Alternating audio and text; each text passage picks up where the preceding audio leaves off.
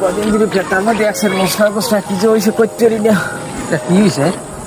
করতে পারি না, একসাথে বেড়া ব্যথা ব্যথা। বেটা খারা, আমাদের একটা টেকনিক আছে। আস্তে আস্তে হসপিটাল যাবি, আবার আস্তে আস্তে হসপিটাল যাবি, বুঝছো? যাইতেছি। আমার বাপের জন্য হনি না যে আস্তে আস্তে হসপিটাল যাই আবার আস্তে আস্তে। এই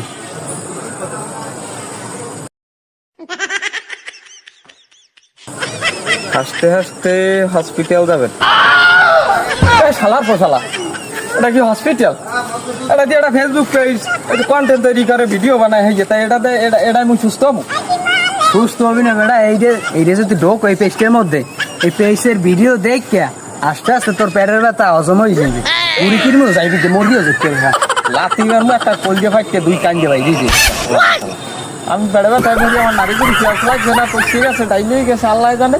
আর ওইছে না, হাসতে হাসতে হসপিটাল যাবি না, একটা পেজ দেয় তো ভালো বুদ্ধি দিতে পারো না? কে ভালো বলতে দিন, ভালো হইতো তো পারো। তোর তোর ভাগ্য ভালো হইতে রে, তুই বোঝো না। পেজটা কি দেখছো, এই নামটা দেখছো? কি সুন্দর নাম, হাসতে হাসতে হসপিটাল। নামটা শুনলেই পরানটা জুড়ে যায়। তুই যদি বন্ধু নই বউ হইতি না, তোরে এই মুহূর্তে আমি মনে কর কাবিনের টাকা দিয়ে একটা তালাক দিয়ে দিতাম।